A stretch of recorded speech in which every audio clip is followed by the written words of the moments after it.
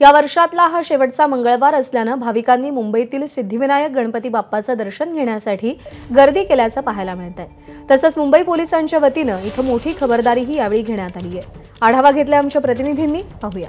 31 डिसेंबर मंगळवारी आल्यानं यंदा नववर्षाच्या स्वागतासाठी आणि 2024चा अखेरचा दिवस म्हणून आज मुंबईच्या सिद्धिविनायकात भक्तांची मोठी गर्दी आपल्याला इथं पाहायला मिळते। आज वर्षाचा शेवटचा दिवस आहे आणि उद्या नवीन वर्षाची सुरुवात होते। त्या पार्श्वभूमीवर येणारा आजचा मंगळवार हा गणेश भक्तांसाठी विशेष आहे। आपण बघू शकतोय की आज सकाळपासूनच सिद्धिविनायकाच्या दर्शनाला लोकांची रोजच्या मंगळवारपेक्षा थोडीशी जास्तच गर्दी आहे आणि रात्रीपर्यंत आज मंदिर दर्शनासाठी खुलं राहील अशी माहिती आहे आणि त्यामुळेच आज या परिसरात काहीसं ट्रॅफिक जॅम सुद्धा आहे आणि पोलिसांचा बंदोबस्त सुद्धा तितकाच जास्त चोख दिसतोय। निमलष्करी दलाच्या तुकड्या तसेच RCP या सुद्धा तुकड्या अधिकच्या तुकड्या मुंबई पोलिसांनी आज बंदोबस्तासाठी लावलेल्या आहेत। ट्रॅफिक पोलीस सुद्धा आहेत जेणेकरून वाहनांची इथं जी गर्दी होते त्यामुळे ट्रॅफिकची समस्या होऊ नये, कुठेही कुणीही वाहनं बेशिस्तरित्या पार्क करू नये यासाठी पोलिसांची विशेष खबरदारी आहे।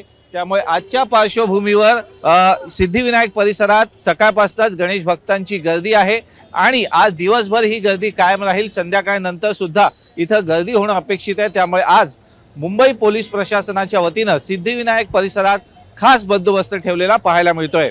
कॅमेरामन अजित कदमचा मे राणे, ABP माझा, मुंबई। ABP माझा, उघडा डोळे बघा नीट।